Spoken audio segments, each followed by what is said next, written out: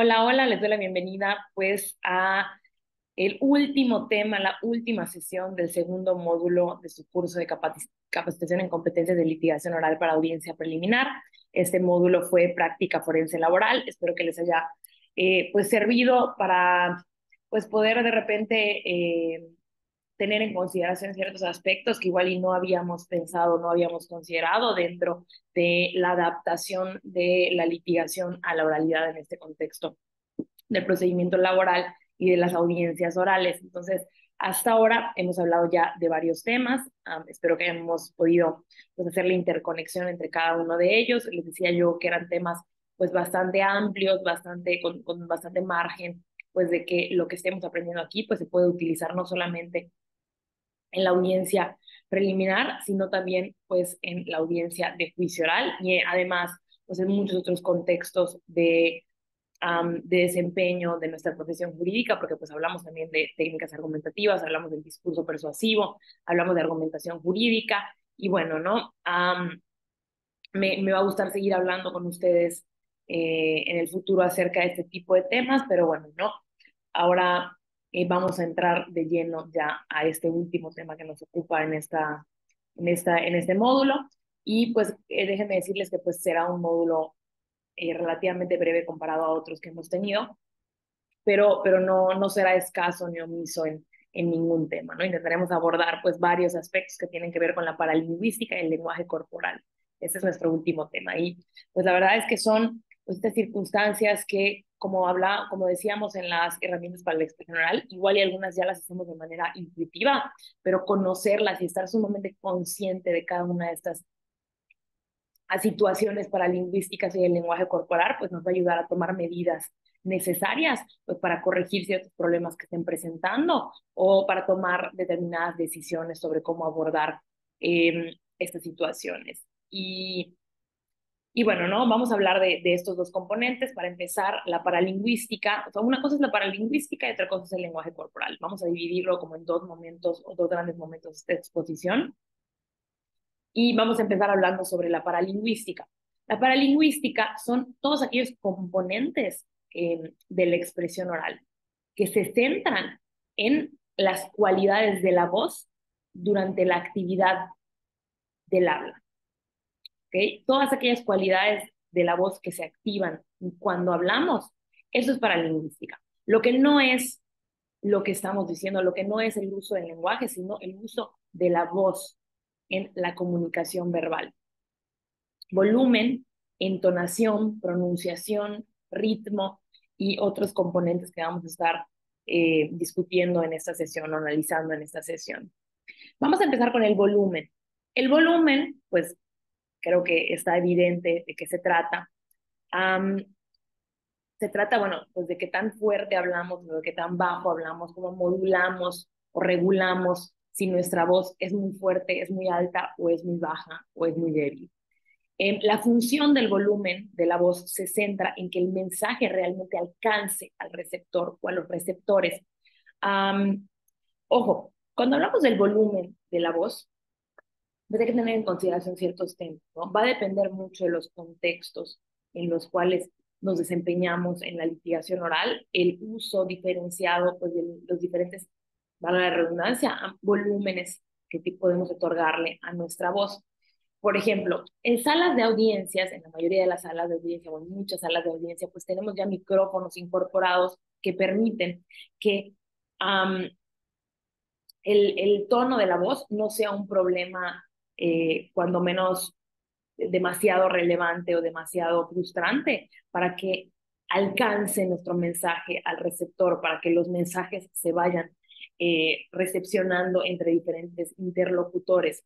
Generalmente partíamos de la premisa de que mientras más grande sea la sala o realidad, más alta es la voz que tenemos que utilizar para que el mensaje llegue.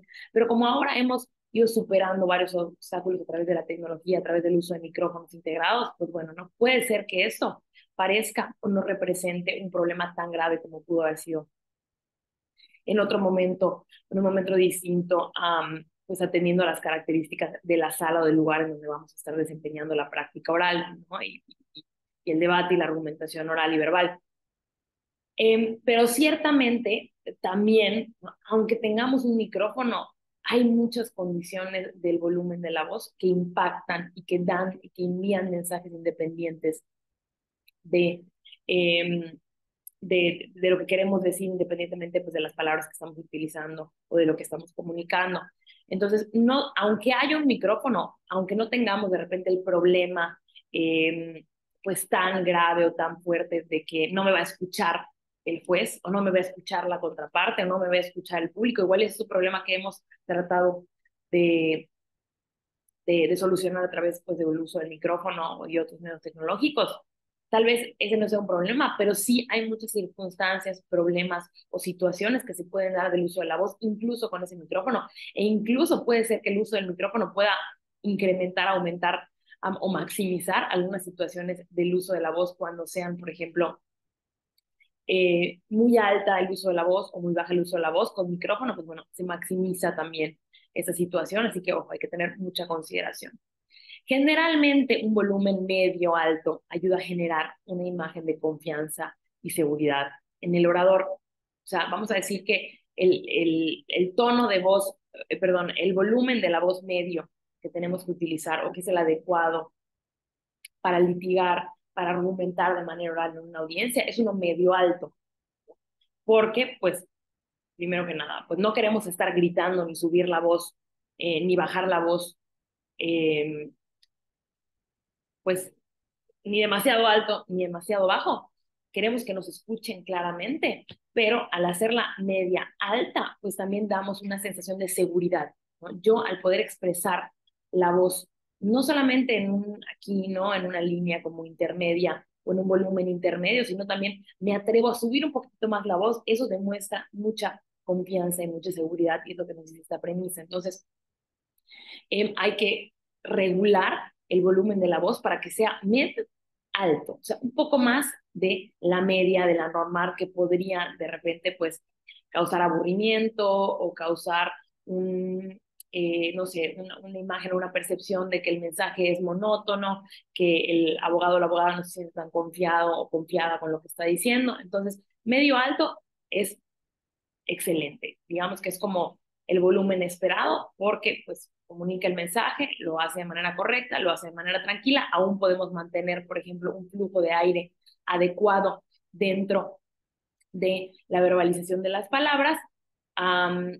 Y pues al subir un poquito más, pues es atrevernos a tener confianza en nuestro mensaje y al tener firmeza en la forma en la que estamos diciendo también y comunicando y transmitiendo el mensaje al receptor. La regulación selectiva del volumen durante una exposición se usa a fin, dijimos, ¿no?, de evitar la monotonía y la consistente caída de atención en la audiencia. Es obvio que la atención va a ir cayendo, va a sufrir una suerte siempre, siempre, siempre de caída. Eh, la atención, ya dijimos, ¿no?, que primacía e inmediatez son dos conceptos importantes cuando estamos hablando de la atención de la audiencia.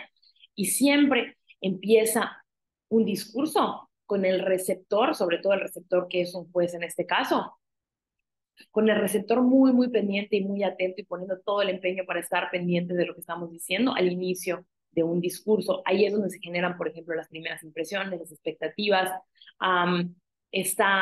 No han habido interrupciones de cualquier otro tipo que pueden representar obstáculos para la atención de alguno de los receptores. Entonces, generalmente es un muy buen momento para contener información y hacer uso adecuado de la voz durante este primer momento de la exposición. Pero pues es natural que pues con el paso del tiempo vaya decayendo esta tensión y pues también es importante, decíamos, que si tenemos información y tenemos técnicas para llamar la atención de las partes, queremos utilizarlas sobre todo al principio por la primacía y al final del discurso por el tema de la inmediatez, de que lo último que escucha al tribunal es lo más próximo en la memoria y es lo que más va a recordar en este proceso de construcción, ¿no? Dos factores que influyen en la memoria: la atención, que había mucha al principio del discurso, y la proximidad en el tiempo del recuerdo, y eso tiene que ver con la inmediatez. Lo último que escucha, como es lo más próximo en el tiempo, en el proceso de reconstrucción de la memoria,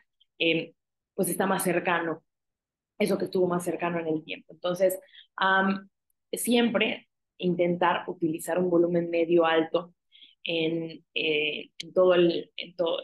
pues sí, en la mayoría del debate, del discurso, y pues de repente hacer uso de algunas inflexiones de la voz cuando pues sea necesario. Hay veces en las que vamos a tener que subir la voz porque el tema es muy, muy importante y porque estamos leyendo a la audiencia y tal vez ya están perdidos o ya están distraídos los jueces o las juezas.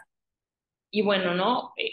Parte de la comunicación y de la escucha activa y de estar pendientes de la gesticulación y de las reacciones y del feedback que nos dé el receptor, pues también nos va a ayudar a tomar decisiones y una buena decisión o una buena herramienta para cautivar, ¿no? Para nuevamente retomar o tener o buscar la atención del receptor que nos ha dejado de escuchar y que por la retroalimentación y por la respuesta corporal igual puede ser que nos esté dando. Pues bueno, ¿no? Subir la voz, bajar la voz, eso puede ser una gran herramienta para llamar o intentar llamar esa atención, ¿no? Si yo estaba hablando así en un tono y estoy viendo que alguien no me está escuchando, pues de repente voy a subir la voz y voy a decir, no es así, y bueno, y ya puedo después, cuando ya me voltee a ver la persona o yo vea la respuesta y el feedback, pues de repente podido volver a un nivel pues, más estandarizado, volumen medio alto de la voz, que pues es el recomendado en, en el desarrollo del discurso. Gritar denota desorden emocional, o sea, eso es casi ocioso decirlo, ¿no? O sea, gritar es algo que no es recomendable, denota desorden emocional, falta de control, nerviosismo o incluso molestia por parte del emisor, del orador en este caso. Y gritar, ojo, no nada más es elevar el volumen de la voz, sino que conlleva un déficit en la focalización del aire, que da lugar a un efecto sonoro muy desagradable, ¿no? Entonces, una cosa es subir la voz, que mi voz vaya subiendo de volumen nivel a nivel, y otra cosa ya es gritar. Gritar usa diferente el aire, ¿no? Bueno, no sé si se notó la diferencia, tampoco quería pegarles de gritos, créanme, es todo por el curso. Pero gritar no solamente hace que la voz se escuche más fuerte, sino que cambia la forma en la que se emiten los sonidos y la forma en la que el aire entra y sale y utilizamos el aire en nuestro cuerpo cuando gritamos genera ese efecto sonoro desagradable, genera un timbre que es desagradable al oído y que pues definitivamente no va de acuerdo a lo que estamos buscando en un discurso o en un debate oral, que es que sí, nos escuchen y comuniquemos el mensaje, pero también persuadir. Entonces, si generamos circunstancias que están causando desagrado a nuestros receptores, pues eso va a hacer que se tambalee esa persuasión, va a afectar. Entonces, vamos a intentar evitar gritar, que decía yo ya es ocioso decirlo, pero bueno, ¿no? Hay que tener en consideración porque gritar no es algo que debemos hacer en una audiencia oral. Y por el contrario, ¿qué pasa con la voz baja? La voz baja, la voz muy bajita, sí es admisible, pero si se usa por ciertas causas, como por ejemplo la discreción en cuanto al contenido y a los destinatarios del mensaje. ¿Sí? Si estamos hablando, por ejemplo, de un tema de acoso laboral, de acoso sexual, de algún tema, por ejemplo, de un menor de edad que queremos tener discreción y que pues, es un tema sensible, pues igual vale la pena no estar gritándolo, porque digo, aunque hay medidas como para que las audiencias no sean públicas, y aunque al fin y al cabo pues el juez puede conocer esa situación, pues tampoco queremos generar como un mensaje erróneo a las partes que probablemente hayan sufrido o hayan participado dentro de esas situaciones que son sensibles o delicadas. Entonces, es admisible bajar la voz cuando pues, de repente estamos hablando de temas un poco más serios, cuando estamos dirigiéndonos a alguna audiencia, si estamos en un proceso de llegar a un acuerdo a través de la conciliación en el inter de las audiencias o en un proceso prejudicial, pues vale la pena cuando se estén hablando de ciertos temas que son sensibles también bajar el uso de la voz, por respeto, por discreción. Eh, pero ojo, ¿no? Esto, pues mientras se justifique en el contexto de que el contenido de lo que estamos hablando o a la persona a la que nos estamos refiriendo puede ser también que las características del receptor sean características que ameriten que bajemos la voz. Por ejemplo, una persona que tenga pues, algún tipo de sensibilidad o que conozcamos a la persona y que pues sabemos que le desagrada, pues que le hablen muy fuerte. Todo eso puede tener que ver. Pero sí hay que tener en consideración que hay que evitar por todos los medios, que si nos hallamos en una comunicación que sea pues como que ya esté brusca o como que ya esté, vamos a decir, prendida la relación, sea una relación, vamos, o sea, obviamente buscamos que en la audiencia pues no haya un choque, ya decíamos que siempre hay que mantener la dignidad y la cordialidad y no tomarnos personal los pleitos, pero pues si estamos viendo que, por ejemplo, estamos con nuestro cliente, que es el trabajador, y tenemos a nuestro representado, que es el trabajador, y del otro lado está el, pues el patrón y su representante legal, y de repente se acercan un poco a nosotros en un receso de una audiencia, y pues yo empiezo a hablar bajito con mi representado, con el trabajador, pues bueno, esto puede ser que genere ciertos malentendidos de que estamos generando una secrecía, de que queremos ocultar algo, tal vez puede ser que pues crean que nos estamos burlando de estas personas, ¿no? Entonces, ojo, hay que intentar evitar hacer el uso de la voz muy, muy baja con personas específicas en determinados contextos que se puedan malinterpretar. ¿Mm? Si reducimos la capacidad de escucha de las partes que naturalmente participarían o estarían activas en determinado momento procesal o en determinado ambiente o contexto, si buscamos con la disminución de la voz excluir o reducir la capacidad de escucha de las demás partes que naturalmente o que normalmente sí estarían participando en el proceso comunicativo, pues entonces ahí sí se pueden dar, ahí sí pueden vivir los malentendidos. Entonces, mucho ojo con utilizar de manera inadecuada ese tema de bajar o subir la voz. ¿Qué más podemos decir acerca de esto? Pues bueno, ¿no? Que durante la defensa de nuestras pretensiones, durante pues el desarrollo de la litigación oral, evitemos, ¿no? El uso de voz muy, muy baja. Vamos a guardarnos con cuidado los finales de las oraciones. Hay que tomar aire suficiente durante todo el discurso para poder mantener un volumen adecuado. Eso también es importante. A veces nos pasa que, bueno, como tenemos prisa o como estamos nerviosas o nerviosos, o pues alguna circunstancia nos está poniendo un poco tensos dentro de el desarrollo de la audiencia. Todo esto puede pasar en la oralidad. Pues empezamos a hablar, y a mí me pasa mucho cuando leo, por ejemplo, estoy intentando como apresurarme en leer, que no regulamos el control o no regulamos la forma en la que buscamos el aire y nos apoyamos del aire para poder hablar. ¿No? Entonces, a mí me pasa mucho cuando estoy leyendo de repente las diapositivas en cursos de esta naturaleza, que como que quiero leer rápido para seguir explicando y le pierdo mucho de vista o pierdo o le quita mucha atención a pues inhalar, a respirar, de hecho que entre aire para poder hablar y pues genera eso que me trabe en varias ocasiones y pues es algo que tenemos que tener en consideración. Yo cuando me doy cuenta pues trato de corregirlo, inhalo y bueno, intento retomar el aire para continuar hablando pues en una tonalidad, en un volumen de voz correcta y además pues en una pronunciación y en una enunciación correcta de las palabras, ¿no? Eso es muy, muy importante, recordemos esto, cuando empecemos, tenemos un volumen de voz, podemos hacer inflexiones en determinados momentos para llamar la atención o bajar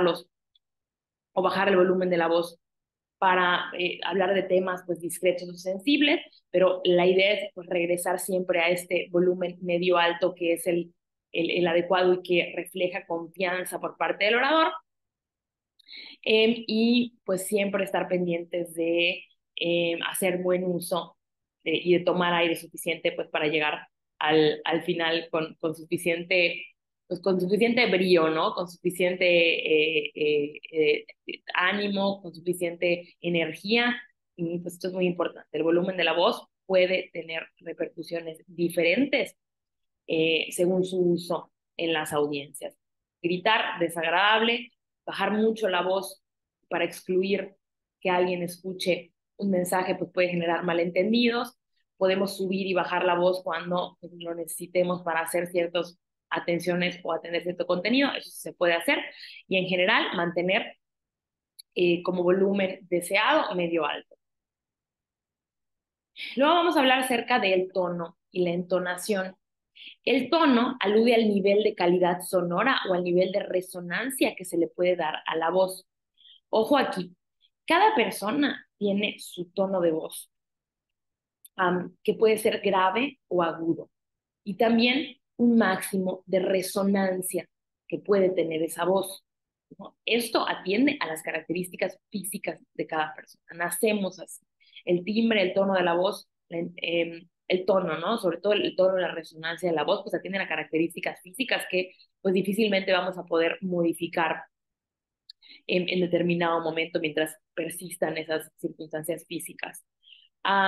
Pero la entonación, esa sí cuenta con potencial sobre el cual podemos intervenir, ¿no? Vamos a encontrar un margen en la tesitura eh, innata y bueno, ¿no? El margen de tesitura es el ámbito máximo de agudos y de graves que puede manejar una persona. Entonces yo voy a tener un tono natural, pero mi tono de voz puede irse hacia ser un tono muy agudo o hacia ser un tono muy grave. Eso lo podemos hacer, ¿no? Entonces, aunque tenemos ya, digamos, un espectro o un parámetro delimitado, podemos jugar dentro de la entonación en el margen de esa tesitura innata entre agudos y graves.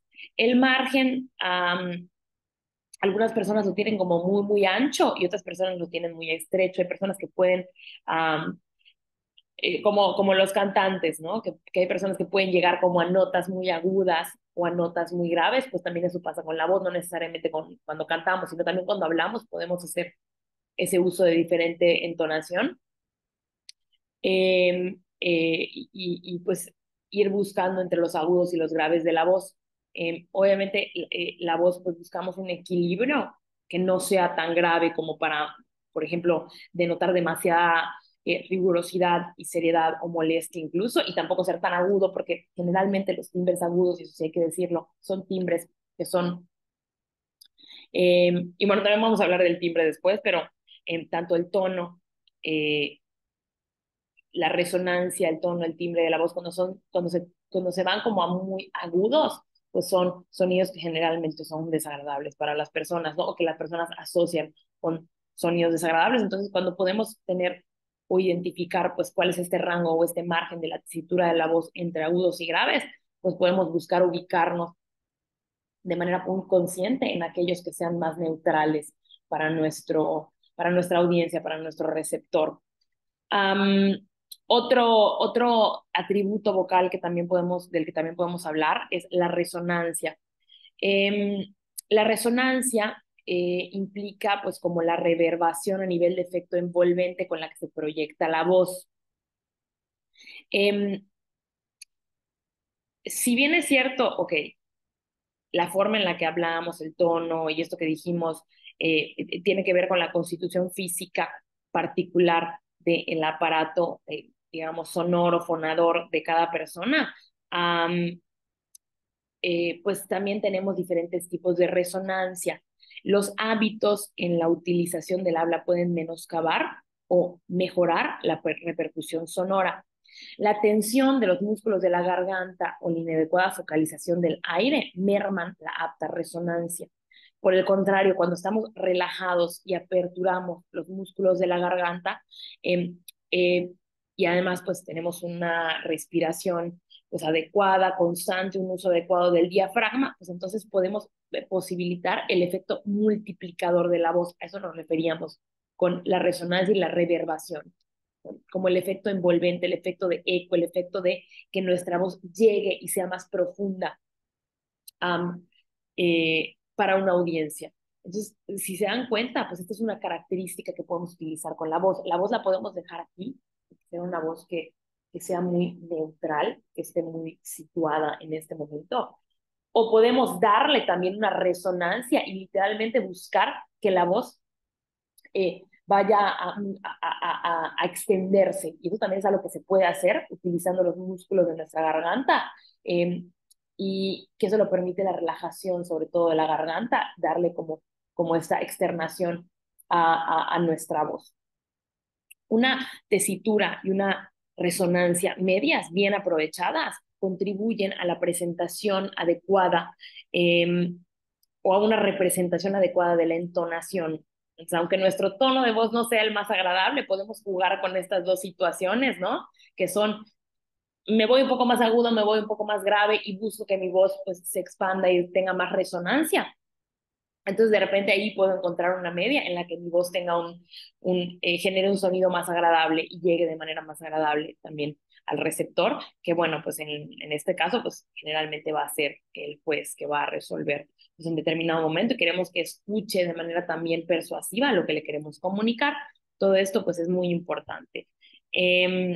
La función de la entonación en el uso hablado, pues busca también dotar de significados o distinguir el tipo de mensaje que se quiere comunicar, como una pregunta, como una exclamación, y también pues realza el sentido variado de las palabras. Sirve también para marcar el comienzo y el final de una exposición. Eh, y bueno, también sirve cuando estamos cambiando la entonación de la voz para avisar cuando vamos a hacer ciertas pausas o cuando vamos a hacer ciertas enumeraciones. Eh, Número uno. Entonces, una cosa es decir, número uno. Número uno, es diferente, ¿no? Podemos utilizar, entonces, la forma en la que utilizamos en la entonación también eh, comunica mensajes y comunica, pues, de repente ciertos pasos a seguir. Cuando estoy empezando, empiezo con mucho ímpetu, empiezo con una voz alta y cuando voy a cerrar, pues de repente voy haciendo uso de palabras más prolongadas, voy haciendo más pausas y pues la voz también quiero que se externe de una manera muy específica para avisar que ya estoy a punto de concluir con mi intervención.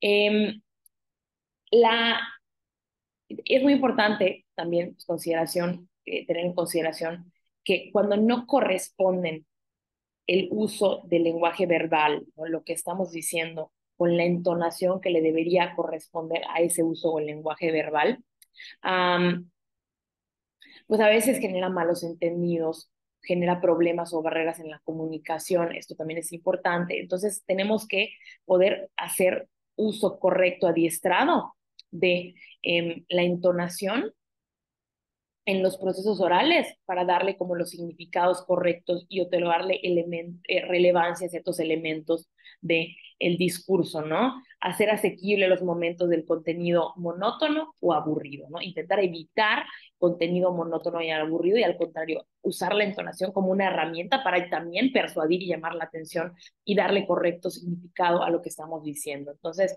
si yo tengo una pregunta para el tribunal cree que esto es oportuno, cree que debemos dejar fuera este, este hecho. ¿Por qué no deberíamos admitir la prueba? ¿Por qué sí deberíamos admitir la prueba? Obviamente aquí estoy haciendo una pregunta retórica, ¿sí? Una pregunta de determinado contenido, pero no sería lo mismo que yo dijera, ¿por qué no debemos admitir esta prueba? No estoy utilizando la entonación correcta que corresponde a las preguntas o a los enunciados o a la forma en la que quiero yo emitir determinado mensaje. Entonces, el tono y la entonación, o sea, ya dijimos que el tono pues, es algo pues, característico físico de las personas, que podemos jugar con cómo se externa pues, el tono de nuestra voz con la entonación, ¿no? Un poco más agudo, un poco más grave, lo repito, ¿no?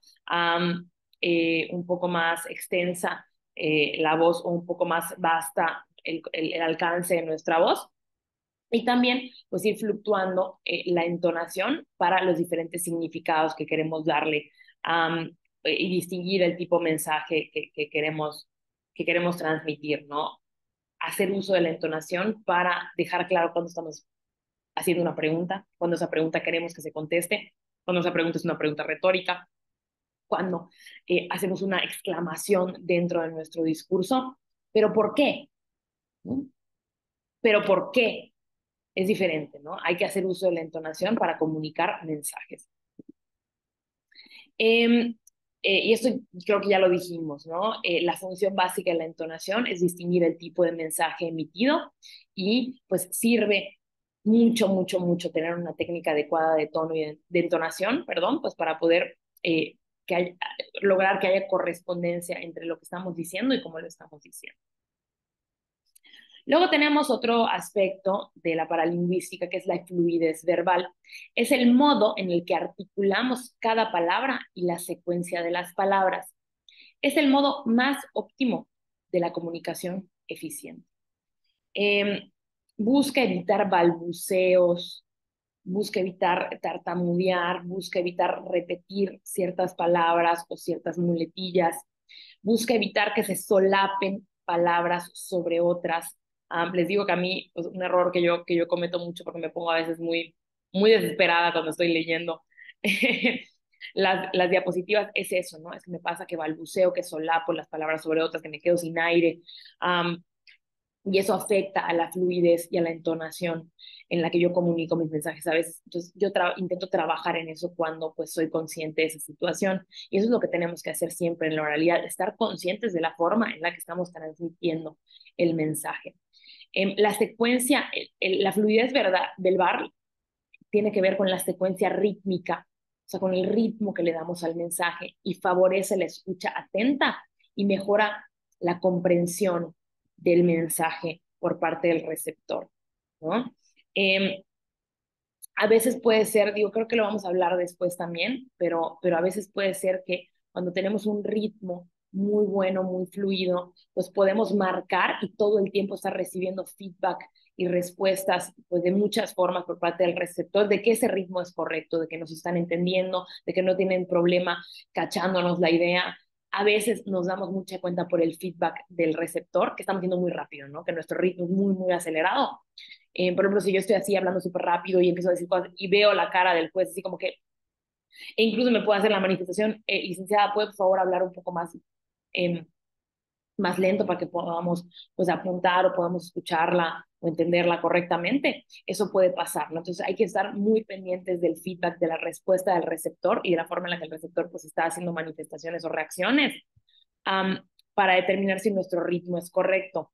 Un ritmo um, un ritmo muy rápido o sea, muy acelerado o muy lento o muy débil o muy desacelerado, pues genera como perturbaciones del habla que hace parecer que la persona o es incompetente o tiene desinterés o está angustiada o está ansiosa o está molesta o está nerviosa y pues eso afecta a la percepción. Decíamos que es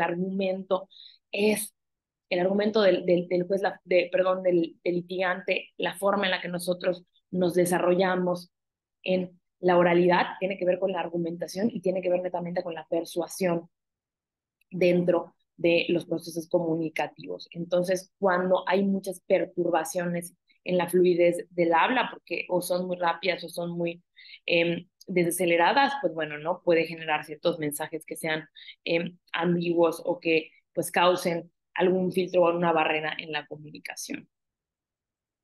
Y, y bueno, esto pues está íntimamente relacionado la velocidad con la fluidez verbal y con el ritmo. Y tiene que ver con la cantidad de palabras por unidad de tiempo. Si tenemos una velocidad excesiva, se dificulta la comprensión y puede indicar ansiedad del orador. Si tenemos una lentitud excesiva, pues genera aburrimiento y puede irradiar un estado de tristeza o desinterés eh, o retraimiento del orador. Eh, Obviamente la velocidad no tiene que ser la misma durante todo el discurso, no tiene que ser, no es necesario. Hay veces en los que vamos a tener que hablar pues más rápido y hay veces en los que vamos a tener que hablar pues de manera mucho más detenida. ¿Cuándo vamos a hacer uso de este cambio de velocidad? Cuando sea algo sumamente importante, relevante o sensible, ahí podemos alentizar, ¿no?, la velocidad normal en la que estaríamos hablando y el ritmo normal en el que estaríamos hablando para pues, hacer incluso pausas que también son elementos paralingüísticos que nos sirven para llamar la atención y para causar percepción. Pero cuando estoy yo llevando un ritmo muy fluido y hago un cambio en la velocidad y en el número de palabras que digo por unidad de tiempo, eso también es comunicación y eso también es una indicación a quien nos está escuchando de que ahí viene una parte que se diferencia de las demás de manera como muy específica. Entonces, si estamos hablando de algo pues que no tiene tanta relevancia o que es un hecho que no está tan controvertido o es un hecho que ya se demostró. Bueno, entonces de repente hay veces en las que podemos incrementar la velocidad en la que estamos hablando, pues porque son temas que pues igual no son tan relevantes.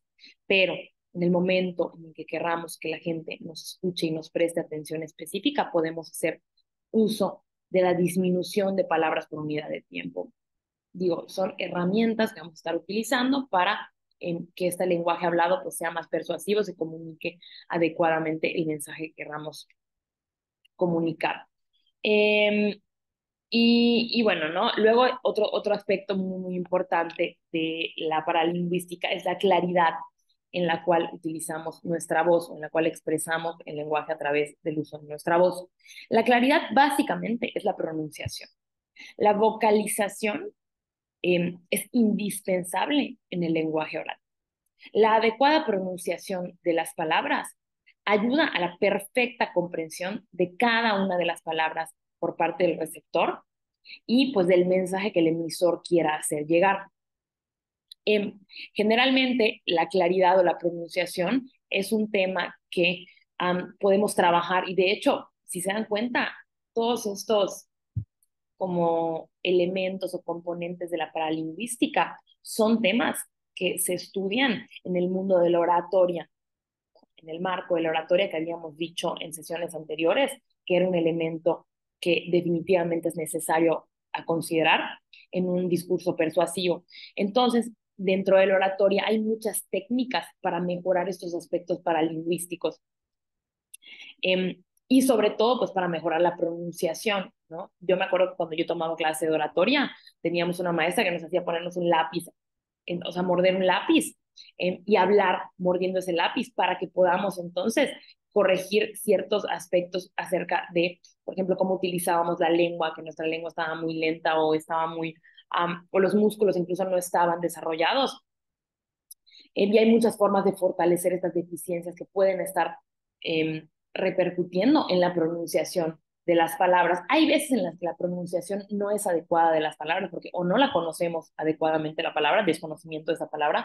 Si desconocemos una palabra no deberíamos utilizarla, problemas en el código. Hay veces en las que, pues, básicamente, no sé cómo decirlo de una forma pues más específica, pero a veces es flojera mental, ¿no? Es flojera de hablar, es aburrimiento, es tedio, es cansancio, no quiero seguir hablando y hable mucho, entonces ya no le presto atención adecuada a las palabras, las arrastro. Eso también es otra forma o es otro motivo por los cuales pueden haber problemas en la pronunciación. Y la otra, pues ahora sí son problemas fisiológicos que afectan como los que estábamos diciendo, ¿no? Y el ejercicio del lápiz, por ejemplo, es un ejercicio que nos sirve mucho para mejorar o corregir esos elementos físicos. Ustedes saben que, por ejemplo, hay ciertos idiomas que no utilizan la R. Por ejemplo, si vamos a alguien que vive en un país asiático o incluso en Estados Unidos, les es muy difícil pronunciar la R porque los músculos de su lengua y los movimientos y los músculos de la boca que se necesitan ejercitar y utilizar para pronunciar y para hacer ese sonido no están desarrollados. Entonces puede ser, ¿no?, que pues, lo mismo pase con nuestras competencias de pronunciación. Y existen muchas técnicas de corrección, ¿no? Generalmente, pues es muy, muy común que pues la R tenga problemas, que la S tenga problemas, o pues que simplemente las palabras pues no estemos vocalizando correctamente, pues porque no estamos prestando la atención debida y no le estamos dando importancia debida a las palabras. Pues todo esto son situaciones que se pueden corregir mediante técnicas para mejorar la pronunciación. Eh, por ejemplo, también decíamos que otra muy, muy importante es, o que puede servir es grabarse hablando para ver pues dónde está el problema de la pronunciación, para ver, por ejemplo, cómo estamos moviendo la boca, si la estamos abriendo lo suficiente para hablar. Hay mucha gente que no habla, no abre la boca lo suficiente para hablar y eso hace que la palabra se quede aquí y que no haya una pronunciación adecuada y un entendimiento adecuado, ¿no? Se dé este efecto así como que de balbuceo y de hecho no entender lo que está diciendo la persona pues porque no abre adecuadamente su boca, ¿no? ¿Me entiendo? ¿Me explico? Eso puede suceder. Entonces, ¿cómo detectar que pasa esto? Pues primero, pues si ya nos lo dijo alguien ya acudimos pues, con alguien, con algún maestro, con un profesor, con alguien que se dedique a la oratoria o incluso un colega, si ya nos lo dijo, pues ya podemos atender esa situación. Pero si no sabemos si la tenemos y que puede ser que nadie nos lo vaya a decir y queremos saber si tenemos estas situaciones, pues grabarnos es una buena idea, ¿no? Es una opción y observar y escucharnos, ¿no? Y observar la forma en la que estamos articulando las palabras.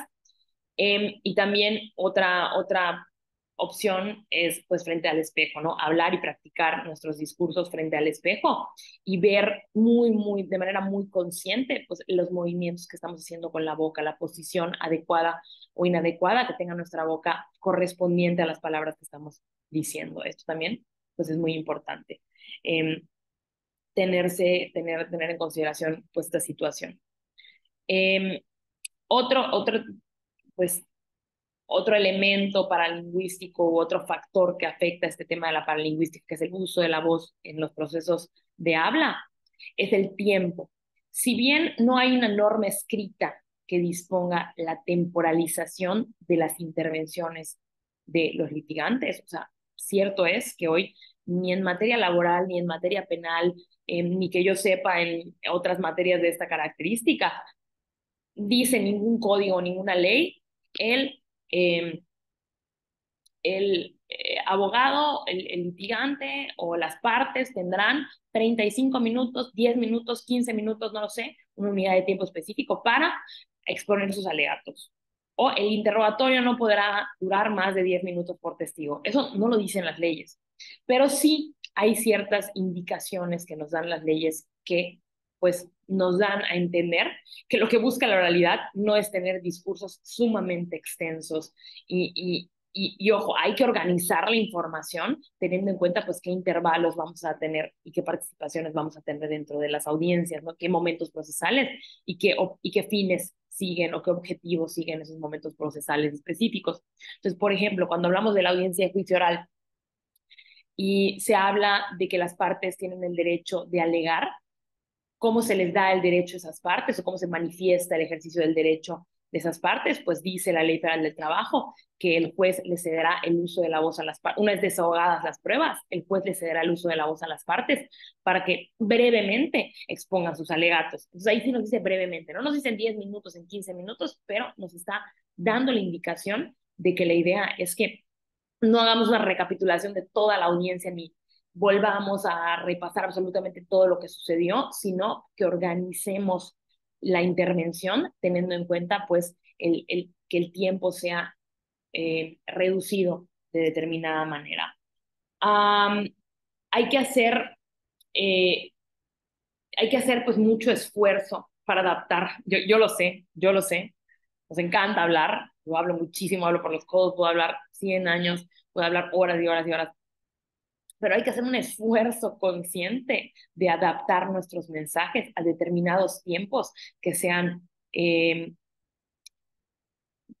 pues sí, ¿no? O sea, que sean, vamos a decirlo de esta forma, que sean normales, que sean aptos, que sean suficientes, pero no cansados, para también eh, pues aprovechar ese uso de la atención que es limitada que van a tener los receptores de los mensajes. Entonces ya les contaba yo la historia, creo que no me acuerdo si era ustedes, pero les contaba yo la historia de que mis alumnas de la universidad, de primer semestre de la carrera de Derecho, organizaron una plática, un evento acerca pues de impuestos. Me pidieron mi hora de clase para hacer este evento. Entonces yo llevé a mi salón y a mi grupo al evento y mi clase generalmente dura una hora. Tenemos hora y media dentro dentro de nuestro horario de clase, pero generalmente dura una hora. Entonces nuestra audiencia está pues acostumbrada, mis alumnos, eh, los estudiantes, pues están acostumbrados a tener intervenciones o a tener periodos de atención, que además la atención varía entre esos periodos de una hora por intervención. Entonces, como esa plática ya había durado más de una hora, pues entonces se empezaron a poner súper estresados, se empezaron a poner ansiosos, ya se querían ir, algunos estaban molestos, otros estaban cansados, otros ya estaban inclinados hacia atrás, otros ya no estaban prestando atención. Entonces, ojo, tenemos que tener en consideración esto, ¿no? Que la atención que vamos a tener del receptor es limitada. Y Y de hecho, pues este principio de la primacía y la inmediatez, este concepto de la primacía y la inmediatez nos decía eso, que finalmente va a haber una disminución en la atención y mientras más tiempo pase, pues más disminución va a haber en esa atención, más difícil va a ser mantener pues ese momentum que es importante donde podemos comunicar efectivamente nuestros mensajes. Entonces, pues hay que hacer esfuerzos para poder sintetizar la información eh, y limitar el tiempo del habla, ¿no? Esto es un esfuerzo adaptativo del orador en situaciones eh, donde el tiempo, o sea, obviamente va a ser diferente cuando el tiempo ya esté previamente asignado a lo que sucede en las audiencias donde no tenemos un tiempo asignado, pero pues hay que adaptar, o sea, pensemos eso, ¿no? Decir, oye, ¿cuánto tiempo estaría yo dispuesta de atender en una conferencia? Pues tanto tiempo. ¿Cuánto tiempo estaría dispuesta generalmente la gente o cuánto tiempo generalmente las personas tienen estos niveles de atención? Y podemos incluso estudiar este tema, pues para limitar el tiempo en el que hablamos, a pesar de que no hay una regla escrita que nos prohíba o nos limite a un tiempo específico, una unidad de tiempo o a una cantidad de tiempo específico. Entonces, pues, ojo ahí. Es diferente la cantidad de tiempo que vamos a utilizar para diferentes momentos procesales o actuaciones dentro del proceso, diferente el tiempo que vamos a hacer para alegar que el que vamos a utilizar para hacer una solicitud un poco más sencilla, o va a ser diferente el tiempo en el que vamos a estar hablando cuando, por ejemplo, estamos realizando interrogatorios o contrainterrogatorios complejos que requieren pues la revisión de mucha información y que se justifica porque la información es necesaria para la decisión pues, y para el argumento que estemos expresando. Entonces, ojo, el tiempo del habla es algo que tenemos que tener en consideración. Eh, Luego vamos a estar hablando de otro elemento paralingüístico que son las pausas y los silencios. Eh, la pausa es el lapso temporal entre el comienzo del habla, entre que yo termine una palabra y voy a empezar la otra, hay una pausa.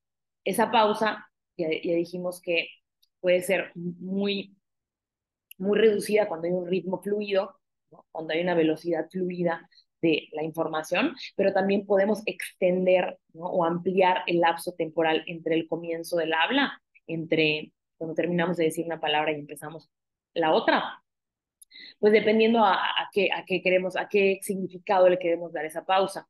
Queremos darle tiempo al tribunal para asimilar la idea, hacemos una pregunta retórica y hacemos una pausa dramática, o bien hacemos una pausa eh, pues con determinado lapso de tiempo para cambiar de una idea a otra, hacemos una pausa para respirar, también es importante tener el control del aire.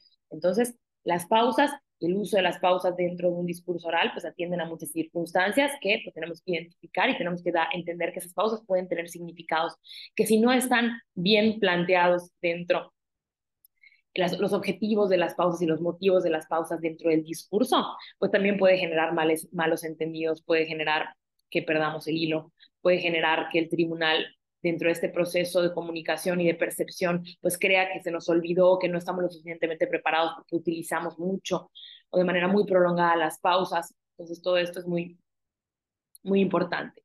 Y los silencios son la secuencia no hablada para señalar los signos de puntuación en el discurso. Entonces volvemos a lo mismo. A veces los silencios cuando se prolongan, cuando una pausa se prolonga por el tiempo, entonces ya estamos hablando de un silencio. Si estamos hablando de un tema muy serio y utilizamos alguna herramienta como subí la voz o bajé la voz y dije, este tema hay que prestarle especial atención. Entonces el silencio es cuando esa pausa se prolonga, porque yo le quiero dar un signo de puntuación específico al mensaje, y volteo a ver al juez, y volteo a ver a las partes, y hago, pues ya le di un significado totalmente diferente a guardar silencio, porque puede ser un silencio que se malinterprete con no sabe qué decir, ¿no? O se puso nerviosa, o perdió el hilo de las palabras, entonces hay que tener como mucha intención en el uso de las pausas y de los silencios en el lenguaje verbal, en la oralidad.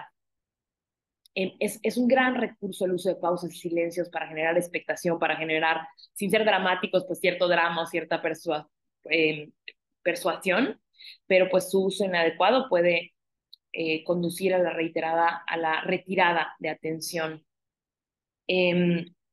o al nivel pues de compromiso que tenga el receptor con la comunicación del mensaje. O sea, si estos silencios o estas pausas abusamos de ellas, pues puede ser que pues el tribunal también o el receptor pues, se predisponga a que tienen que ver con algún vicio de la comunicación oral del litigante, del orador.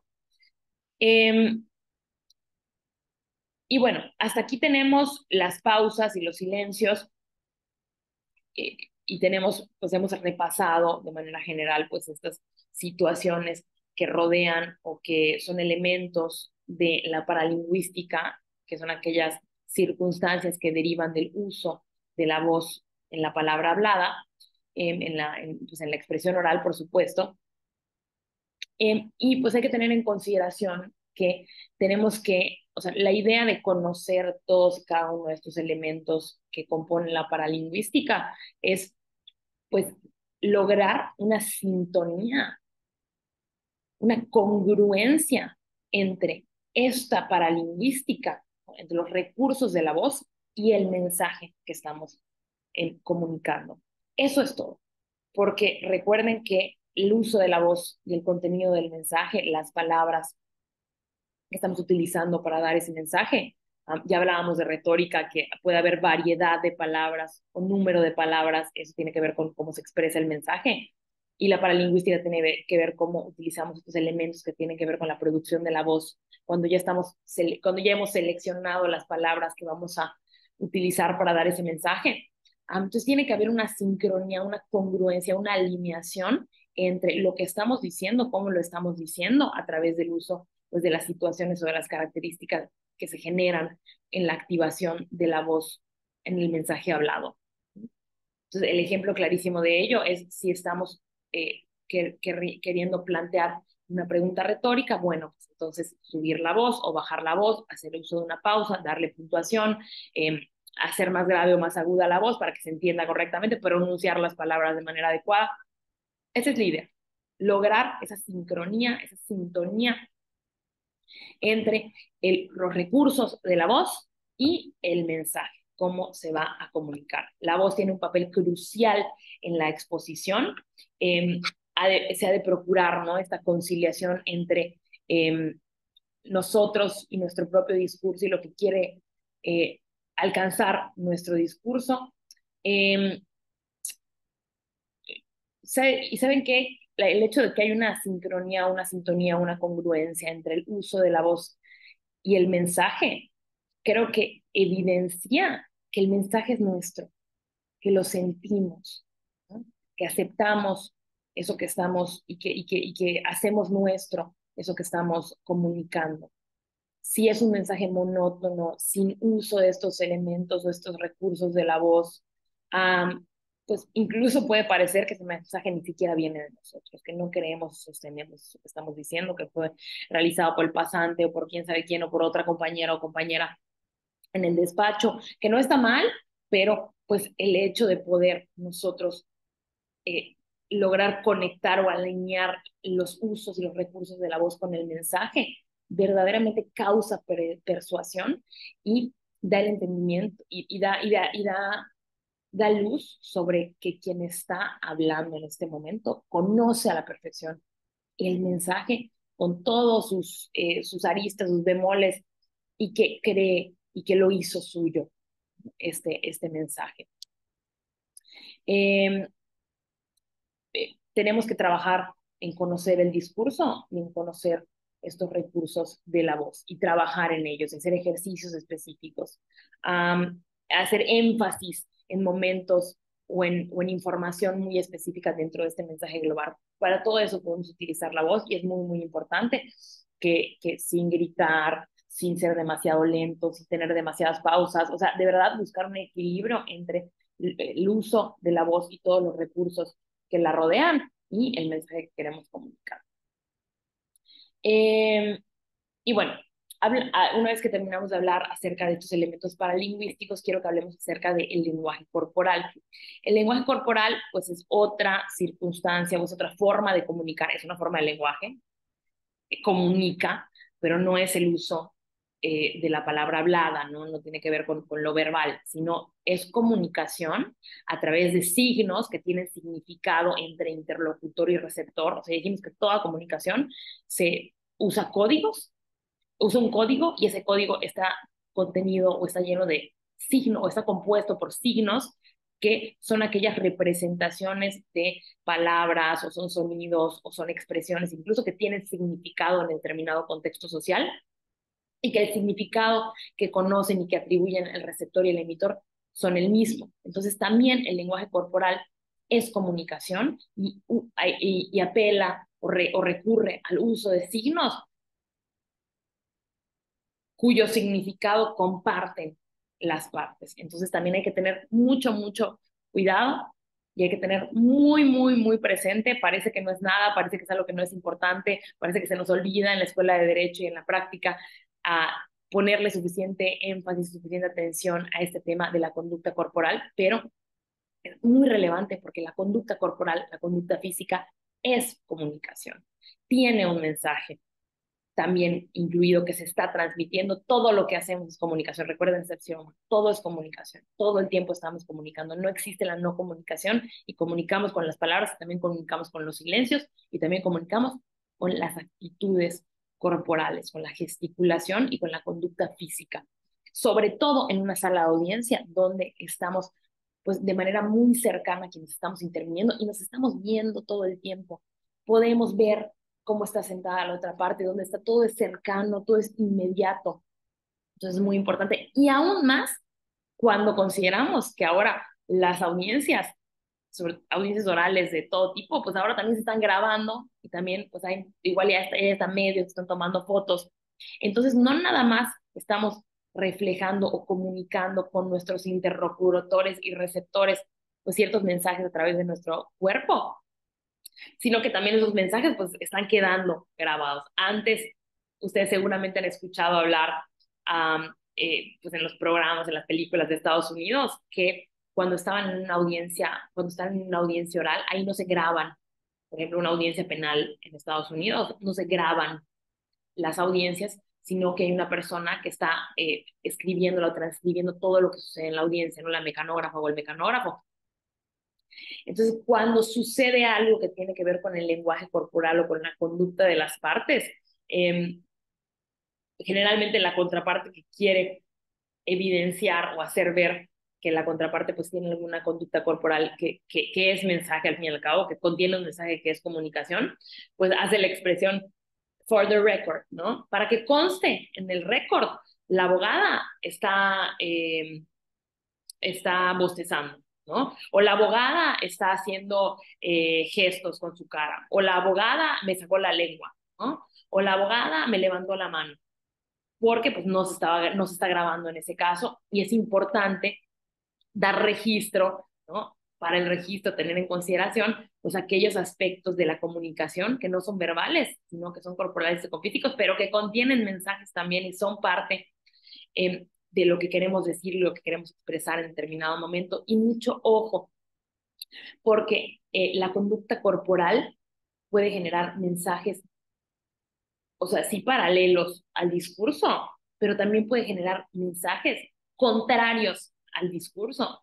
Y van a haber veces, y esto, pues digo, habrá quien no estará de acuerdo conmigo, pero muchas veces el receptor, cuando lo que se está diciendo no concuerda con el lenguaje corporal, le otorga más significado o primordial significado o le pone más atención a lo que sugiere la expresión física del emisor. Entonces puede ser que una persona esté hablando de manera súper elocuente, con el uso de retóricas, con las palabras preciosas, pero su lenguaje corporal está tenso o está molesto o le da la espalda a la contraparte o está haciendo caras de no soporto a nadie y estoy muy molesto. Todo esto pues puede influir en este uso de la argumentación y en este uso del discurso pragmático que se vive en la sala de audiencias, en que incluso tenga repercusiones pues sumamente contrarias al mensaje verbal que estemos dando. Entonces, mucho, mucho ojo, vale la pena analizar los diferentes componentes de la conducta corporal y de la gesticulación para evitar que haya esta contradicción inintencionada de la conducta física y verbal. Hay veces en los que pues, somos litigantes, nos gusta tener nuestro carácter, ya dijimos que tenemos todos estilos de litigación, y hay veces en los que nos gusta que pues demos ciertos mensajes corporales y adoptemos ciertas conductas físicas que intencionalmente sean contrarias a lo que estamos diciendo, ¿no? Pero bueno, esto no debe ser la regla. De hecho, pues no es correcto porque puede generar malos entendidos en la transmisión del mensaje. Puede ser que incluso lo que yo quiero hacer de manera intencionada, pues no llega de manera correcta y me causa muchos problemas. Entonces, pues hay que tener muy en consideración eso, de que la regla y lo que buscamos es que también, así como buscamos que haya una sintonía en la voz y la palabra, pues que haya una sintonía en la palabra, en el mensaje, en la voz y en el lenguaje o en la conducta corporal. Vamos a hablar de estos como gestos o estas componentes de el lenguaje corporal que pueden afectar, ¿no?, a la transmisión del mensaje. La primera de ellas es la expresión facial, ¿ok? La expresión facial tiene que ver con mostrar o identificar emociones en el discurso. Creo que está clarísimo, ¿no? A través de la expresión facial podemos mostrar sorpresa, alegría, molestia, miedo, ira, asco. Hay muchas, o sea, las emociones generalmente se transmiten um, a través de la gesticulación y la expresión facial. Um, los juicios, um, o sea, las salas de audiencia, las audiencias orales, no son lugares idóneos para que estemos mostrando o haciendo uso excesivo de expresiones faciales que muestren emociones, ¿no? Ya que las normas que regulan el acto atienden a la neutralización de gestos de aceptación o rechazo, ¿no? O sea, las normas de comunicación, lo que nos dicen, y sobre todo porque estamos hablando ahora, ya dijimos, de oratoria, las normas de la oratoria nos dicen que pues, buscamos neutralizar, ¿no?, las emociones dentro de la medida de lo posible en la comunicación del mensaje. Hay veces en las que esas emociones pues vale la pena que salgan a relucir, para demostrar aceptación o rechazo del contenido del mensaje en determinadas ocasiones, pero no hay que dejar que sea personal particular y que nuestras emociones nos ganen y que nos busquen o que nos lleven a pues, repercusiones o consecuencias que no son las deseadas en, en pues, en el procedimiento, ¿no? Las conductas que son tendentes a pues, ser demasiado dramáticas o demasiado expresivas, pues intentamos, además de que se salen del contexto de la audiencia, porque pues no estamos, o sea, sobre todo como litigantes, obviamente las partes, nuestros representados, nuestras representadas, pues tienen situaciones diferentes en las que, pues sí, vamos a intentar instruirles para que no rebosen estas emociones, pero pues es muy diferente el papel o el rol que vamos a tener nosotros como representantes, que pues no es personal, ya lo decía, un tema de dignidad, un tema de ética, un tema de cordialidad, nos lleva a apuntar que pues, no nos podemos tomar los conflictos como retos personales, sino que pues son situaciones que afectan la vida de una persona que es nuestro representado o representada y que pues tenemos que llevarla a cabo dentro de la objetividad en la que pues debemos llevar el proceso, las normas y la argumentación jurídica. O sea, entonces las emociones, pues sí van a salir, son naturales en las relaciones humanas, pero intentemos neutralizarlas para que no afecten la comunicación dentro ni generen malentendidos dentro pues de la sala de audiencia. Hay que tener pues muy en consideración, ¿no? Um, eh, Pueden haber pues también ciertas expresiones faciales que tengan que ver pues con el agotamiento de los litigantes y de las partes en el procedimiento, pues esto es normal, nos llevamos mucho tiempo en una audiencia, ese día pues fue un día muy cargado de trabajo, pues de repente vamos a comunicar con nuestra expresión facial, pues de cansancio, eh, pues no sé, ¿no? O de cierto estrés, pues es normal, ¿no? Pero vamos a intentar evitarlos, esa es la idea, como ser muy conscientes. Generalmente la manifestación de las emociones, ya dijimos que sí se emite con todo el cuerpo, pero la expresión facial es como un punto muy importante para detectar las emociones de las personas y generalmente se da en tres regiones de la cara. La frente y las cejas, que es este de aquí, esta es una región de la cara donde se denota emoción. Puede ser que yo aquí no me esté moviendo, pero aquí entre mis cejas sí. y esto pues denota emociones o reacciones. Otro lugar donde se dan las emociones son ojos y párpados, ¿no? Si yo, eh, como se me fue la palabra, ¿no? Pero como se dice que si yo como que hago así, ¿no? Volteo los ojos, pues también estoy denotando, por ejemplo, asco o tal vez estoy denotando pues que no me cae bien esa persona o que estoy cansado, que estoy, o hartazgo, ¿no? Todo eso lo puedo estar yo comunicando a través pues, del uso de los ojos y los párpados, ¿no? Cuando hago así, ruedo mis ojos, echo los ojos para atrás. Y también la boca y la parte inferior de la cara muestran muchas emociones, ¿no? Mm, si aprieto la boca, pues generalmente significa, tiene significados, tiene comunicaciones y se refieren a una emoción. Si bajo las comisuras de los labios, tristeza o desentendimiento, entiendo, estoy confundida. ¿Sí? Entonces, ojo, para entender las emociones de las personas hay que prestarle atención a estas tres regiones de la cara, ¿no? Ojos y cejas y la frente, aquí, la forma en la que se arrugan, se mueven las cejas y la frente, los ojos y los párpados, a dónde volteamos a ver y qué hacemos con nuestros ojos y si pues cerramos los ojos de determinada manera o los abrimos mucho porque tenemos una sorpresa, eso también son indicadores de emociones y de sentimientos en determinado momento. Y digamos aquí la boca y la parte inferior de la cara, ¿no? Que se pueden modificar y que se pueden ir moviendo según pues lo que vayamos sintiendo. Se deben de la combinación de distintas posibilidades de gestos en cada una de las tres caras descritas resulta la expresión de las diferentes emociones. Y pues digo, obviamente hay personas que por sus características particulares pues van a expresar emociones de diferentes maneras a través de su gesticulación o de la expresión facial, pero generalmente podemos distinguir cómo las combinaciones de estas, del movimiento de estas tres regiones de la cara, pues representan ciertas expresiones, como por ejemplo las que le puse aquí en la pantalla, ¿no? Tristeza, nos enfocamos en el párpado superior, está abajo, está abajo.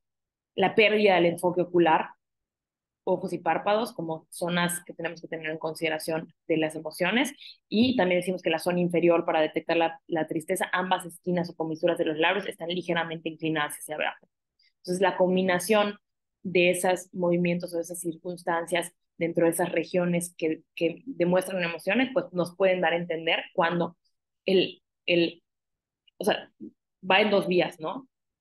Podemos comunicar a nosotros cómo nos estamos sintiendo y cómo estamos recibiendo el mensaje de otras personas, o podemos también detectar cómo están recibiendo el mensaje las partes dentro del procedimiento. Y eso, pues, ¿para qué nos sirve? Pues para tomar ciertas decisiones de adecuar o no la comunicación, ¿no? Adecuar o no las palabras que estamos utilizando, adecuar el tono de la voz, hablar más bajito porque es un tema discreto, que requiere discreción o que requiere, pues, sensibilidad. Y aquí, pues, hay varias combinaciones ahí de distintas posibilidades de gestos con la cara a través de esas regiones. Si quieren, pues véanlas ahí de manera detenida un momentito. La sorpresa solo dura un segundito, también lo dice ahí, ¿no? La sorpresa generalmente dura un segundo, nos recuperamos de la sorpresa en la mayoría de los casos, entonces hay que estar como muy, muy conscientes de cuándo estamos haciendo expresiones sorpresivas o cuando alguien más está haciendo expresiones sorpresivas. Las cejas se elevan, los ojos se abren y la boca también se abre, ¿no? Entonces, estas tres regiones, cejas abiertas, ojos abiertos y boca abierta, sorpresa. Dura un segundo, nos recuperamos después. Miedo, cejas bajas y juntas, párpado superior elevado, párpado inferior tenso, labios ligeramente estirados, miedo. Ira, cejas bajas y juntas, es muy fácil de identificar, ¿no? Aunque hay veces que luego eh, hay mucha gente que me dice que yo parece que estoy molesta cuando estoy pensando y seguramente les pasará a ustedes y a alguien le pasará que pues este movimiento de la ceja que se relaciona con la ira, a veces lo tenemos incluso por estrés o por pensamientos muy profundos, entonces hay que estar también pendientes, ¿no? Que si bien está la ceja, si el movimiento está perdido, igual y no denota ira, pero si tenemos la ceja baja y junta y además ojos brillantes y enfocados y labios apretados, bueno, ahí sí tenemos ira. Ahí sí tenemos ira. Y bueno, así podemos seguir hablando pues de varias combinaciones de gestos faciales que denotan emociones y que esas emociones pues pueden afectar o no a la forma en la que le llega el mensaje o en la que se comunican otros mensajes incluso que no están relacionados o que no están coordinados o no son congruentes con lo que queremos decir. Se debe omitir ese tipo de expresiones. Hay gente que es muy expresiva, pero pues la regla general es que cuando estemos llevando un caso y estemos representando a alguien en el juicio, pues intentamos evitar este tipo de expresiones que puedan hacer ineficientes los procesos de comunicación. Otra cosa que debemos emitir es como arrugar mucho la nariz, que como que eso pues refleja repulsión. Morderse los labios también es como eh, eh,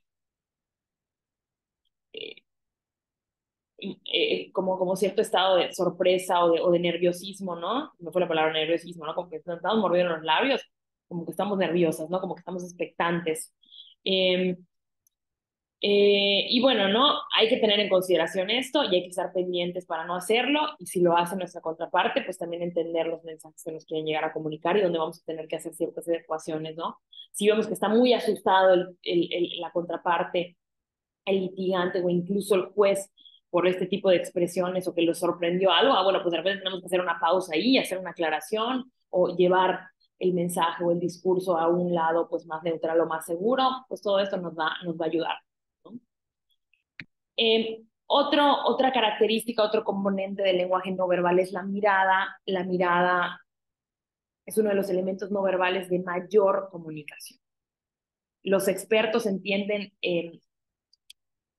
que la mirada dirigida a la parte superior de la cara de los interlocutores, eh, bien a los ojos, ¿no?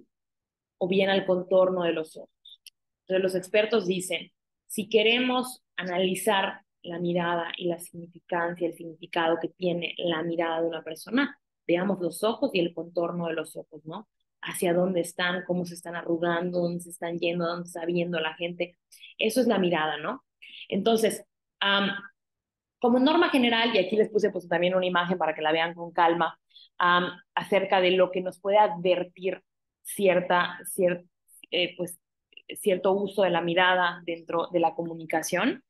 Digo, obviamente esto no es una ciencia pues, demasiado cierta, ni tenemos que, a veces o sea, a veces el desvío de la mirada o el uso de la mirada atiende a muchas cosas, ¿no? Por ejemplo, hubo un ruido y volteé, a la derecha, no necesariamente quiere decir que yo esté recordando como me dice esta imagen o como dicen estas teorías. O sea, pueden haber muchas razones por las cuales una persona usa o desvía la mirada o enfoca la mirada en algo.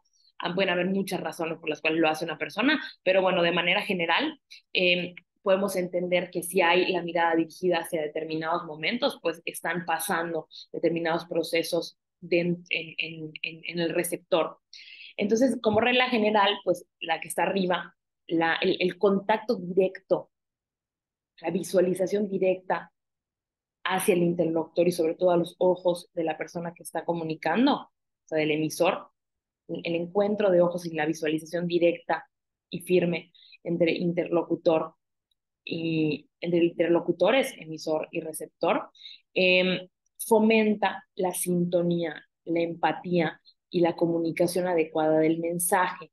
Mientras que la mirada huidiza, o sea, que no me esté viendo directamente, sino que está así como que estoy intentando evitar la mirada por cualquier situación, sugiere pues cierto retraimiento o timidez eh, de, eh, pues en esa relación específica, ¿no? Si me estás viendo fijamente es porque hay empatía y hay conexión. Si estás esquivando mi mirada igual y pues no estás segura de si estás cómoda conmigo, si estás de acuerdo con lo que estoy diciendo, cómoda con mi mensaje, con mi pretensión o con mi posición. Obviamente hay que tener en cuenta pues también muchos temas culturales. Aquí en México y en Latinoamérica estamos muy acostumbrados a utilizar pues una mirada, eh, la mirada de determinadas maneras, pero en otras culturas o en otros países puede ser que el desvío de la mirada pueda tener otros significados, ¿no? Entonces también la forma en la que utilizamos la mirada es código. y hay que entender que las dos personas pues entiendan ese código de la misma manera. Puede ser que, por ejemplo, en otro tipo de países o en otro tipo de culturas, el desviar la mirada del interlocutor sea señal de respeto, cuando aquí al contrario, ¿no? Si no veo y no te miro y no uso la mirada y dirijo mi mirada hacia ti, pues probablemente esté ignorando o esté tímida o esté molesta. Evitar la mirada en nuestro contexto no significa respeto, sino que significa pues muchas otras cosas que pues de repente no significa que harían en otras culturas, y eso hay que tener en consideración. La mirada va a intervenir tanto en la transmisión del mensaje, o sea, tanto es importante que el emisor visualice directamente y de manera correcta a el emisor, o sea, va a servir tanto en la transmisión del mensaje como también la mirada supone una demostración de la retroalimentación o el feedback del que hablábamos en la primera sesión, ¿no? La respuesta del receptor ante el mensaje se puede demostrar a través de la mirada. Eh, el hecho de que no nos esté viendo la contraparte cuando estemos hablando puede ser que no le esté interesando el mensaje o no esté de acuerdo. Si nos está viendo, pues eso es un feedback o una retroalimentación o una respuesta de que está conectando con nuestra idea, de que nos está escuchando activamente, de que está teniendo pues, cierta simpatía con nosotros, cierta conexión o empatía con nosotros. Entonces, todo eso pues es importante porque tiene muchos significados el uso de las miradas. Existen variadísimos tipos de mirada que se catalogan en función de su impronta, de su duración, de su dirección. Hay miradas sociales cuyo destino gira en torno a cada uno de los ojos del interlocutor y la boca. Aquí, como que está, hay una mirada social que de hecho dice que cuando estamos con personas pues no tan cercanas o que no tenemos una relación que tenemos que prestarles especial atención por determinado momento, enfocamos nuestra mirada aquí, no vemos tanto a los ojos de las personas, sino que, pues bueno, ¿no? Cuando hablamos con alguien que no es tan cercano a nosotros o que pues está en un contexto así medio, pues neutral, no es verla aquí, sino verla a esta hora, ¿no? En este nivel, entre los ojos y entre la boca, aquí. Entonces, hacemos pues la cordialidad de estarte viendo directamente, pero pues, no clavamos los ojos porque no hay esa conexión o esa empatía tan específica. Eh, y generalmente, por ejemplo, este tipo de miradas como cordiales o como no tan familiares se usan en los interrogatorios o en una conversación entre pues, las partes, ¿no? Por ejemplo, la conversación de pasillo que puedan tener, ¿no? Las partes, pues puede utilizar este tipo de mirada y también en relación que tenga, por ejemplo, el abogado y un testigo, pues al que haya llamado, no es un testigo cercano, sino es un testigo que le constan los hechos, pues bueno, ¿no? Va a utilizar esta mirada, que es una mirada social. También está la mirada de dominio, que bueno, es aquella que se ubica en en el tercer ojo imaginario. Entonces, si yo estoy viendo justo en medio de tus cejas, es que estoy buscando comunicar un mensaje de una mirada de dominio.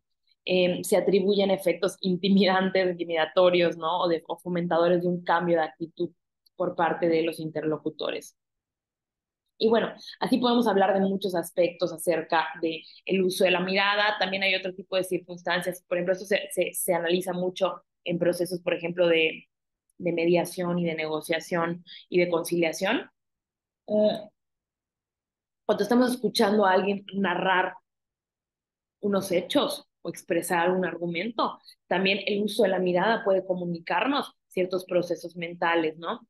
Entonces, digo, esto volvemos a lo mismo, no es una ciencia exacta, hay muchas formas por las cuales la mirada se puede desviar o se puede enfocar en determinado momento, pero, por ejemplo, si una persona, y aquí está en la foto, ¿no?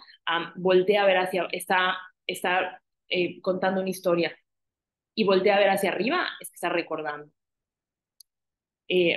lo que vio, ¿no? Si estoy hablando de algo que pues me preguntan, oye, ¿de qué color era la ropa que tenía puesta esa persona? ¿De qué color era la blusa que tenía puesta esa persona?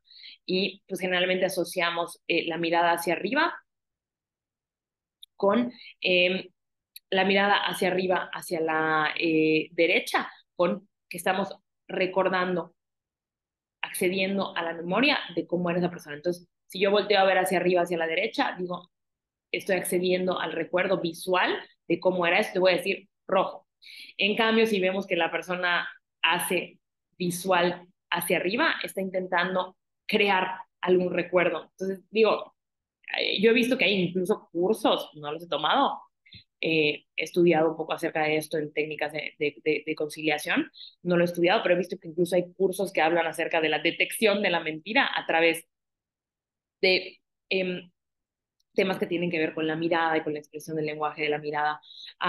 Digo, obviamente volvemos a lo mismo, no son ciencias exactas, no podemos atribuirle la valoración probatoria pues con base en esto de la mirada, pero sí hay que estar como muy conscientes de la forma en la que están actuando con su lenguaje corporal, que se puede expresar a través de la mirada a las personas con las que estamos comunicándonos. ¿Mm? Eh, por ejemplo, hay otra expresión de la mirada que es hacia abajo, hacia la derecha, que es el diálogo interno. Entonces, sabemos que si una persona está mirando constantemente hacia abajo de la derecha, o bueno, cuando menos esto es lo que se supone o lo que dicen las personas expertas en esta área, es que pues, es una persona que no está muy segura de lo que está diciendo, sino que está teniendo un diálogo interno para determinar si asume o no esa postura, si está de acuerdo o no con un argumento, con un enunciado o con un razonamiento. Entonces, ojo, digo, no son ciencias exactas, pero pues hay que entender que la mirada también es parte importante de la comunicación no verbal y que como su nombre lo dice, comunica, ¿no? Transmite también mensajes y sobre todo nos da retroalimentación cuando estamos siendo nosotros los, los emisores del mensaje y buscamos pues encontrar ese feedback o esa respuesta de, eh, de los receptores de la información, ¿no? Es muy importante tener en consideración pues la mirada.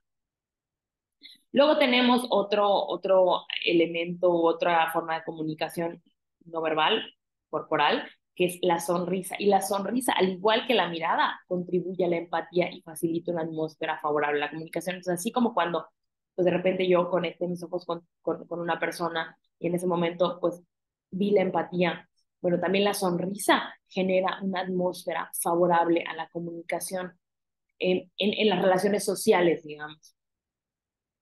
Eh, de repente quita las tensiones, si llegamos a un lugar en donde no conocemos a nadie y nos sonríe a alguien, pues bueno, eso facilita una atmósfera favorable para que pues yo pueda comunicarme y desenvolverme, eso pues está clarísimo, pero volvemos a lo mismo, así como las expresiones es algo que utilizamos para comunicar, las expresiones faciales o los gestos faciales es algo que utilizamos para comunicar, que es válido en nuestra vida y en nuestras relaciones interpersonales, en el tribunal, pues hay que limitarla o hay que usarla con mucha conciencia.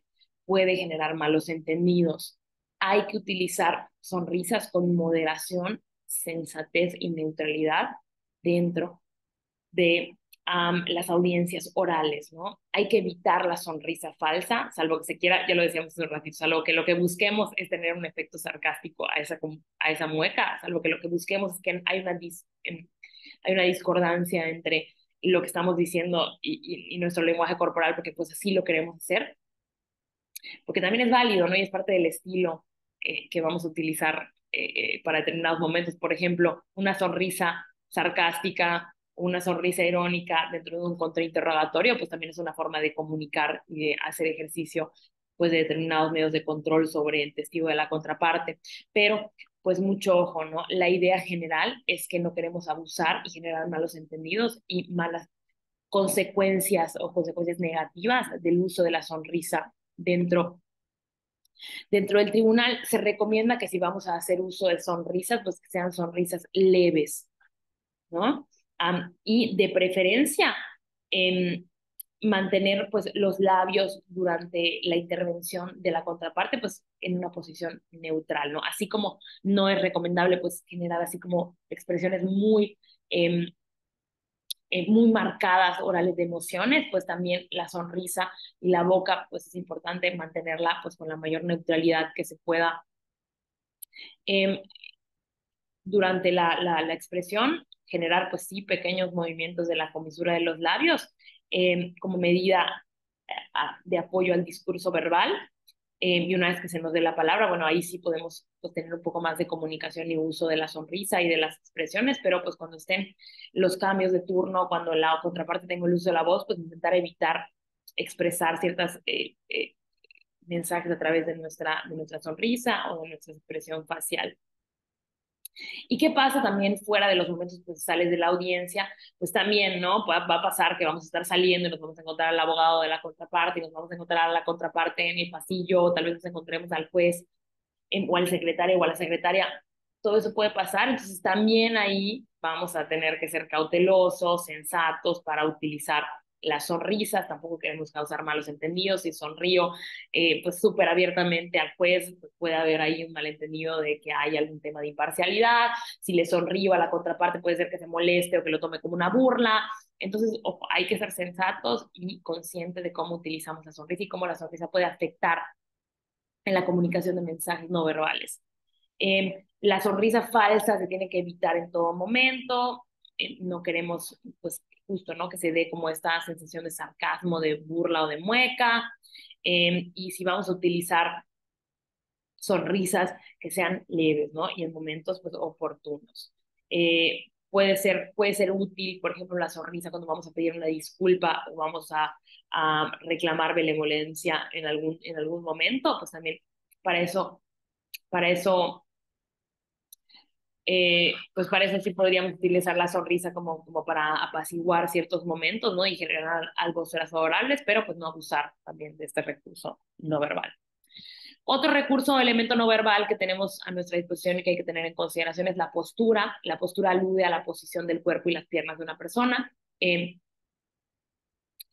La manera de permanecer sentado o en pie pone en manifiesto la actitud de una persona sobre sí misma y sobre su relación con los demás. En general, en general en las audiencias pues estamos sentados, entonces no podemos ver tampoco tanto las piernas de las personas, pero sí podemos inferir pues cómo está el lenguaje corporal y cómo es la postura de una persona, pues incluso aunque la veamos de la mesa para arriba, ¿no?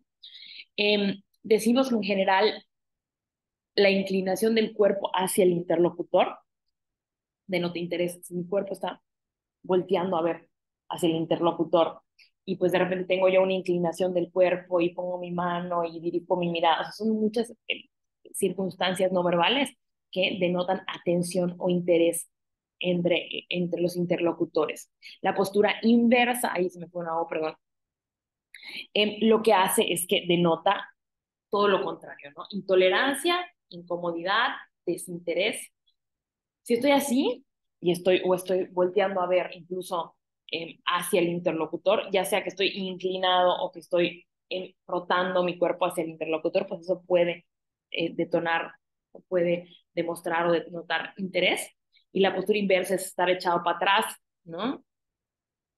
eh, eh, es intolerancia, incomodidad o desacuerdo o desinterés. Y cuando hay una excesiva expansión del cuerpo hacia atrás, ¿no? Por ejemplo, como la segunda imagen que tenemos aquí, así, casi casi desparramado o desparramada, eso pues lo que denota es arrogancia, ¿no? Estoy sobrado, no me importa, yo voy a ganar, ya no importa lo que digas. Entonces, ojo, también eso da mensajes comunicacionales.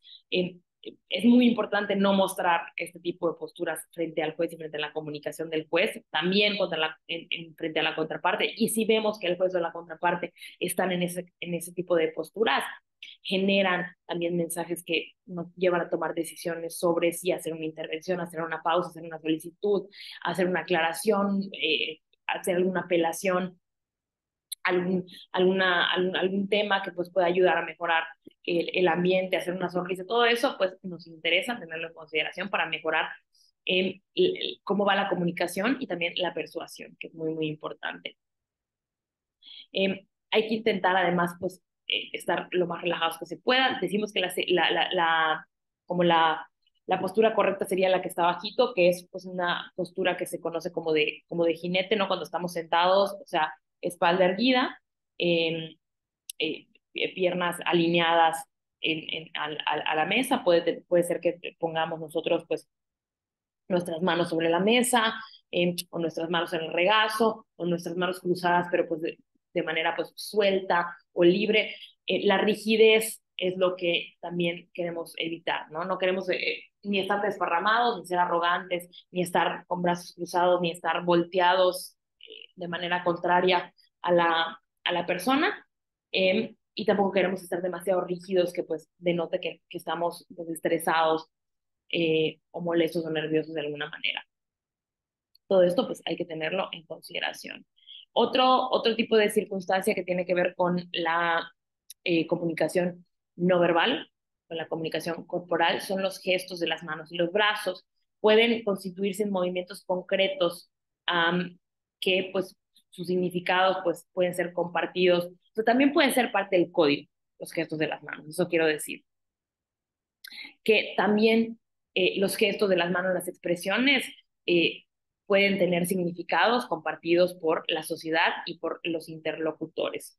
Eh, eh, a veces suponen pues incluso un código autónomo cuando se trata, pues ya sabes, ¿no? De un lenguaje, por ejemplo, de señas, pero pues no son un código autónomo cuando son complementarios a la verbalidad y a la oralidad.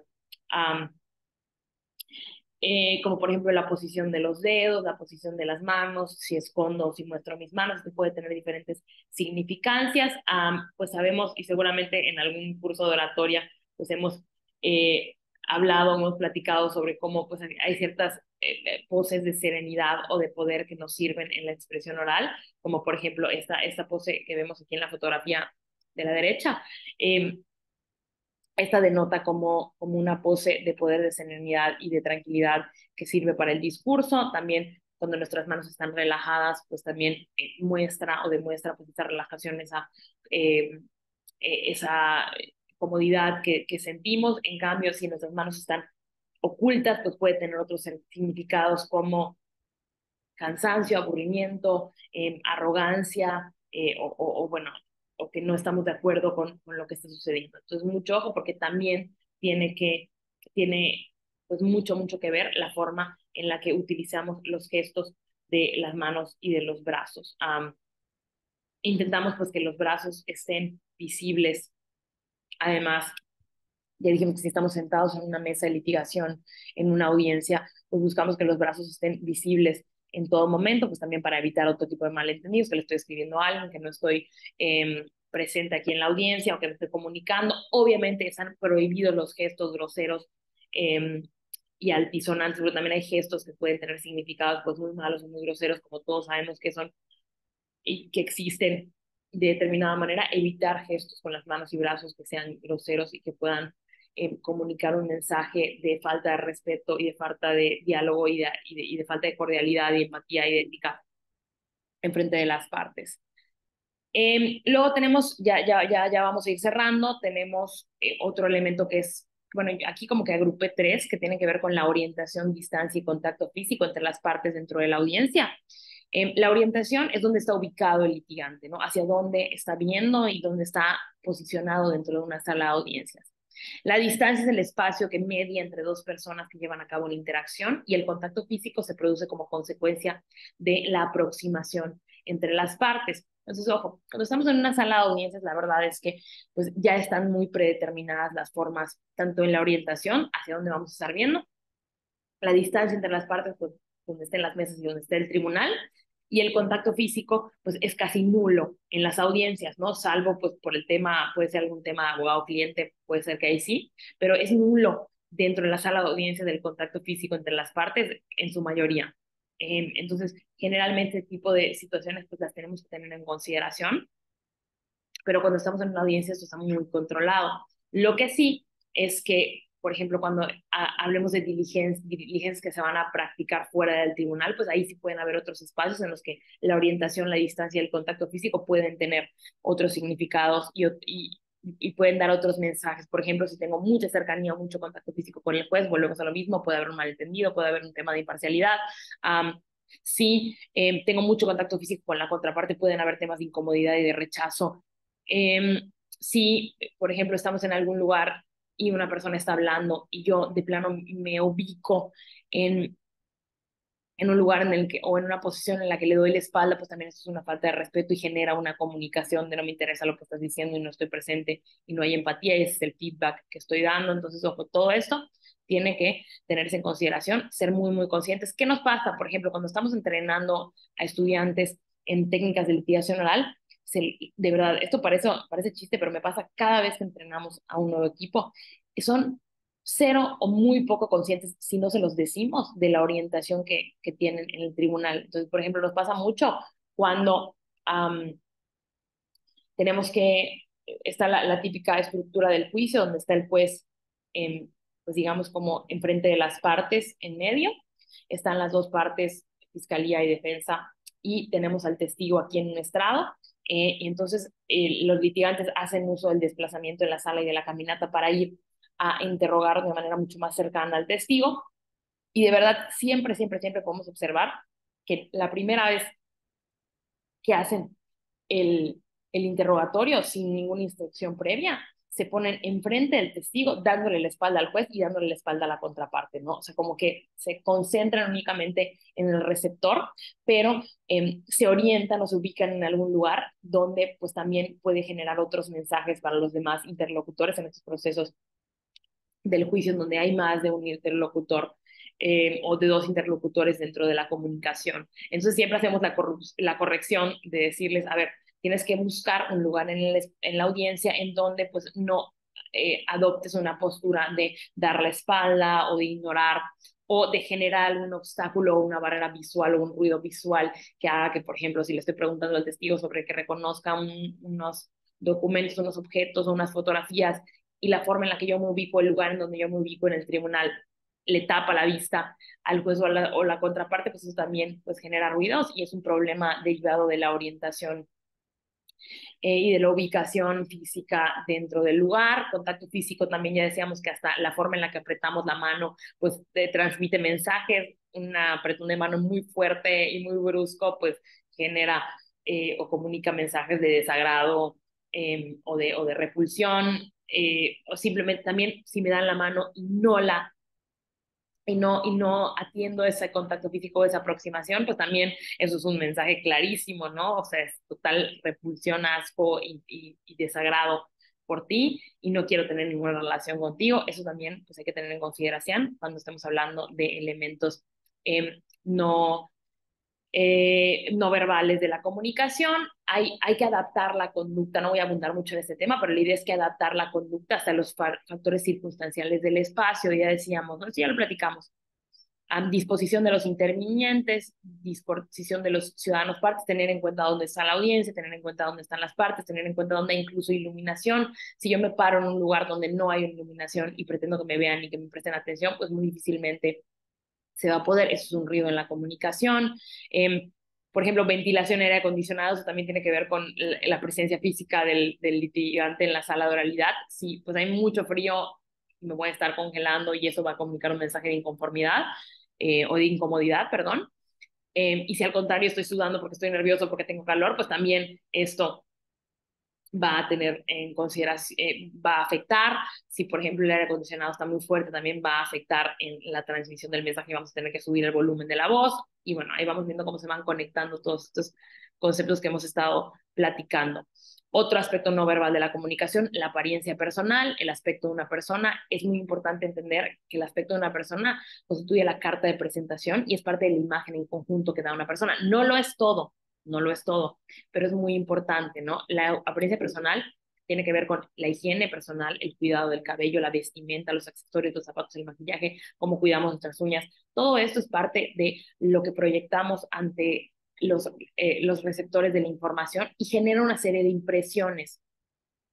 No es que lo sea todo. Puede ser que las primeras impresiones eh, pues sean superadas luego por otras interpretaciones y por otras ideas que tiene el interlocutor sobre nosotros que pues disocien o alejen lo que pensaban cuando vieron nuestra apariencia, cuando tuvieron esa primera impresión, pero sí que juegan un papel en los procesos comunicativos, definitivamente, ¿no? Generan una impresión sobre el nivel de elegancia o atractivo, el estilo, la cultura, el estatus, expectativas sobre la inteligencia o la personalidad de una persona. Todo esto puede venir dependiendo de si nos arreglamos, si no nos arreglamos, si llevamos un traje, si nos maquillamos, si nos lavamos la cara, si apestamos. O sea, todo eso tiene que ver con eh, también impresiones que van a ser de repente ruidos o van a generar filtros o van a activar el uso de filtros en la comunicación y pues tenemos que ser muy conscientes.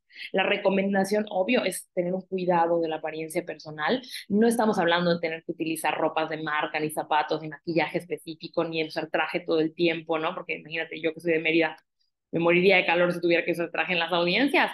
No hay como una rigurosidad en la forma en la que vamos a tener esa apariencia personal, pero sí, pues cuidarla, ¿no? Cuidarla para que no sea algo que genere situaciones de desagrado o de repulsa en las demás personas. Obviamente partiendo bajo la base de la tolerancia. eh, no estamos queriendo decir que vamos a tener que cambiar nuestro estilo personal, nuestras creencias, o nuestros gustos o nuestra libertad eh, en la expresión de nuestro libre desarrollo de la personalidad, pues para complacer a nadie, pero sí, como litigantes, pues tenemos que entender que participamos en procesos formales y en procesos persuasivos que, bueno, esas circunstancias tenemos que tener en consideración y tener en cuenta que afectan. No lo son todo, puede ser que no influyan después de una relación pues mucho más específica con el receptor, si somos los interlocutores, pero pues tenemos en consideración que la recomendación pues es siempre tener una adecuada apariencia personal en nuestras audiencias.